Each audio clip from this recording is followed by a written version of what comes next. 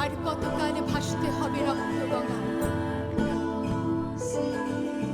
তোমাকে পাবার জন্য হে স্বাধীনতা আর কতকাল দেখতে হবে I think frustration motivated me because, you know, I studied Kathak, Indian classical dance, for many years, since I was a child. It's like doing ballet. And I did that for, I don't know, since I was seven till now. And then I went to university to study contemporary dance. And my body started to change. But the thing was, I didn't abandon my classical training. I continued my classical training, but I started, you know, the first work I saw of contemporary dance was by accident. It was DV8. I picked out 2 videos from the library. I didn't know anything about contemporary dance. I was 22, so I went to university very late. I started contemporary dance very late. So at 22, my teacher was going to audition me and ask me some questions about what do I know about contemporary dance. So I was panicking. So I went to the library and there was this old lady who said, oh, go over there. So I went over there and there was this, you know, they had VHS copies, cassettes. So I took out one, I took out another. One was DV8. I think it was Dead Dreams and Monochrome Men, or Strange Fish, I think it was. The other one was Pina Bausch, Rite of Spring. So you couldn't have got two more strong work than those 2. And I remember I was really curious and angry at the same time. Because nobody ever told me about contemporary dance before that. My classical teacher was just classical, you know. And we are very separate worlds, classical. Whether it's classical Indian dance or classical ballet, or whether it's contemporary dance. Contemporary dance is very underground, predominantly, you know. And so my body got confused. So my classical teacher was saying, it's not pure anymore. My contemporary dance teacher was saying, it's not pure anymore. And I was wondering, what the hell is pure? What does it mean to be pure? And so I started to investigate the frustration. And what I realized, it's not a fusion. I call the body transforming into a confusion. So it's a chaos, sense of chaos. But it was an organic sense of chaos. I didn't consciously choose to make, you know, contemporary and classical, because then it becomes here. The body was making its decisions. It's because, you know, from childhood I was studying I copied Michael Jackson. You know, and I was a big fan of Charlie Chaplin, Fred Astaire, Bruce Lee, Muhammad Ali, either for philosophy or for the way Michael Jackson was like a star, you know, the way he sang, did theatre and moved.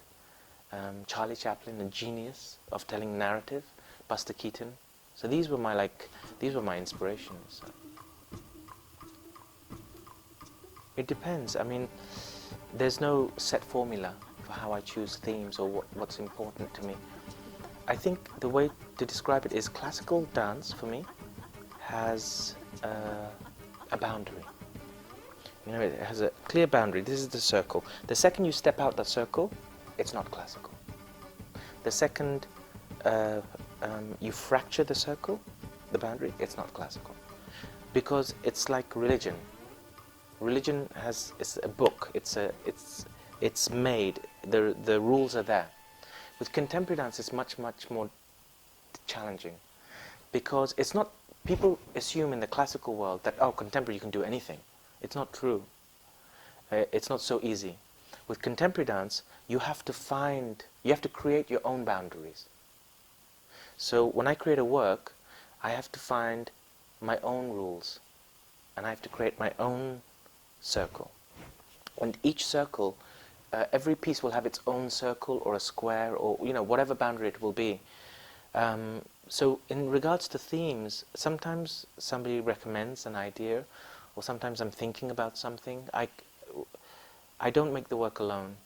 The title is me, but I'm not alone. I mean, like when I made Dish, which I premiered on Athens in Greece, this is involving 100 people. Even Joseph and Linda, they came to give me a workshop, because I spent 4 months playing and improvising before I even start to create. So I'm very lucky. I have this financial support to invest in playtime, and then I create. So I have 3 stages. One of them is the conceptual period, which is 1 year. And in 1 year, I collect all the collaborators. We meet up once every 2 months, and we spend a whole day just talking, maybe on one idea. If not, then we create an idea. We think of an idea by workshopping and talking. This happens for a whole year. So we collect images, books, words, films. Then the second year, we spend 3 to 4 months playtime. Anyway, that's what I did with Desh, my solo, but usually actually it's 1 month or 2 months when it's a company, and then the creation happens. Now the second stage is very important, the playtime, because I feel like you have to go to your child body. I believe more and more as I get older, and especially that now that I have a daughter, a very small baby, we are educated out of creativity. This is education in university, education in school is to educate you to be a robot. It is telling you, you choose engineering or you choose biology. You think you have the freedom, fine, you have the freedom to choose biology or engineering.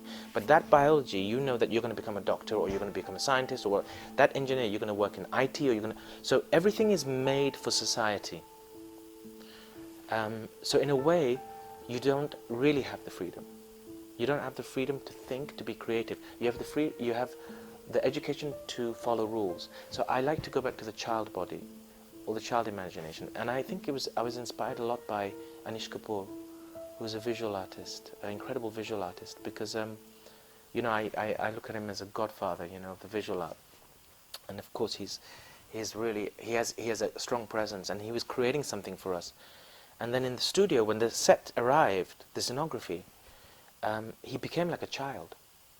And I was so shocked, because he's like in his 40s, late 40s, and I just saw him like a child, going crazy, like, oh my God, and he was choreographing he was telling me how to choreograph.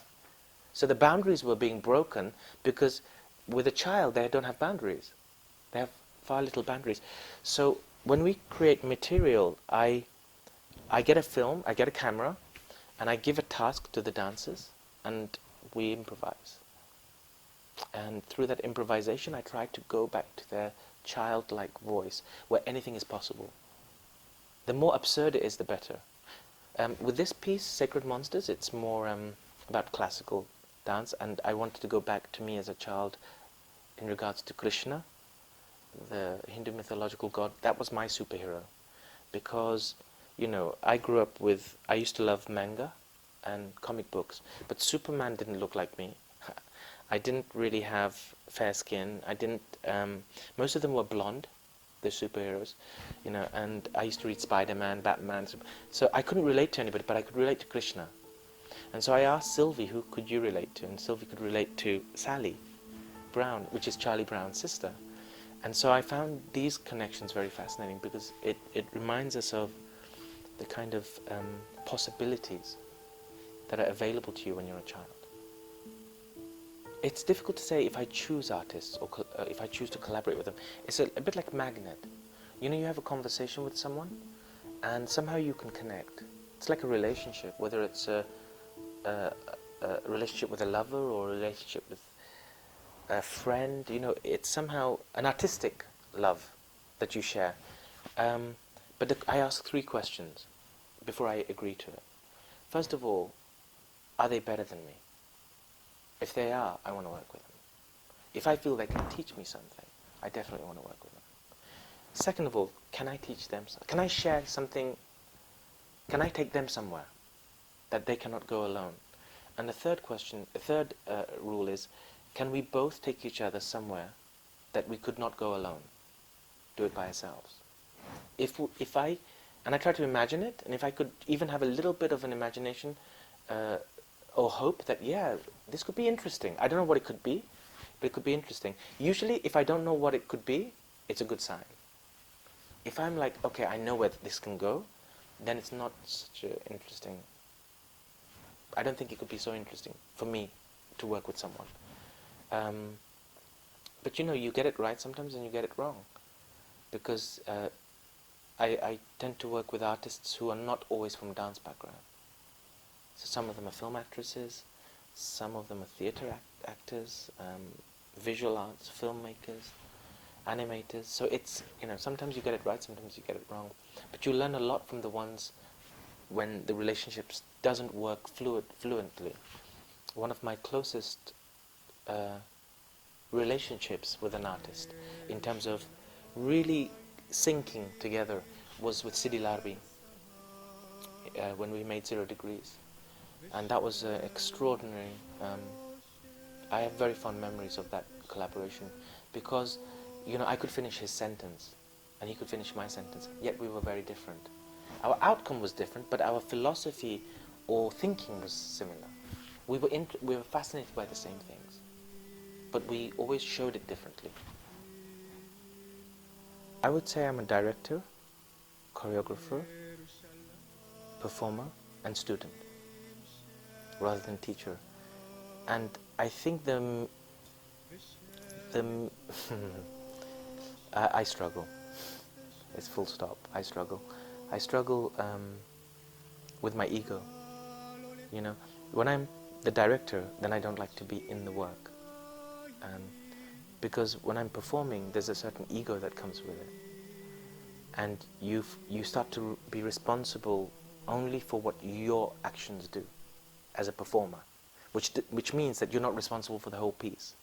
But if you're the director and performer, there's a conflict of interest, because you want to do the best in your character, but then by focusing so much like this, you forget the bigger picture. So I remember when I was making Dish, I had my rehearsal director, Jose. He learnt everything that I did. So the last 3 weeks, I put him on stage, and he did everything that I would do, and I stepped out, for me to be able to direct the show, to put the show together. So these days, that's what I do. If I'm performing and directing, I will always have a substitute, someone who will come in and play my role, because I cannot, I struggle. It's difficult. And the older I get, the harder it becomes to train. When you're directing, you don't have to really physically. I don't have to train for 3-4 hours a day. Before I get in to do a rehearsal or creation, I have to train 3 hours a day. So that's quite heavy. That's already 3 hours of your day gone, and then you're in creation. It's very time-consuming doing both, and also there's an ego issue for me. When I'm the director, I can really support other artists without putting myself in it and worried about what character I have to play. And I really become more like someone who's like an octopus, who can pull, have different arms and pull people or everyone together.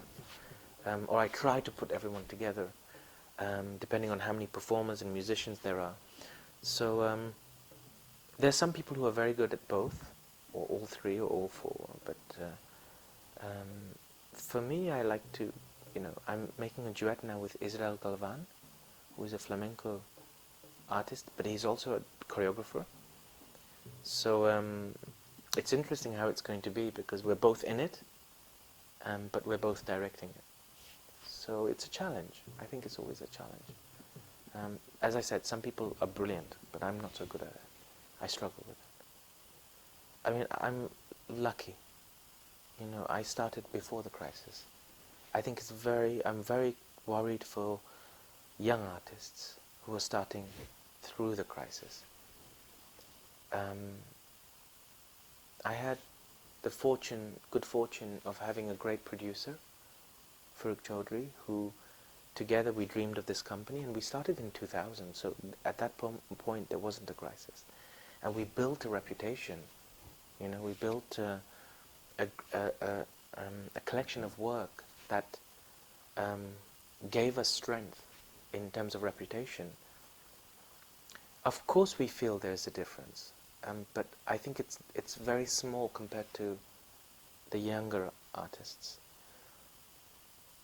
But I think it's also, you can't just say, okay, then we stop everything, because we just have to try our best to continue. Yeah, it's an interesting challenge. It's a very, very big challenge for young artists, and we need young artists to push, you know, whatever we did to take it further somewhere else. Because dance art has to move constantly. We constantly have to transform, and our environment has transformed hugely in the West. So that has impact, of course, on artists. But you know, in the 70s and 80s, Philip Glass, Steve Reich, you know, in New York, 60s, 70s, Trisha Brown, they started with nothing. I'm not saying that we can achieve the same, but they did start very underground, you know, where they didn't have any money, they didn't have the infrastructure, and they built an empire of work, you know. So it's almost like going to ground zero again and starting again. Maybe I'm completely wrong. I don't really have a Bible answer for it. It's just an opinion, and all I can say is I'm lucky that I started way before the crisis. The only thing that would affect my artistic decision is money. If I have a big budget, I have more possibilities. If I have a small budget, I have to be more creative about my possibilities. So it's only a financial thing that would affect what scale I make work in, put it that way. But the idea or the theme would not change, for sure not. You know, I was very lucky to work with Peter Brook when I was a child.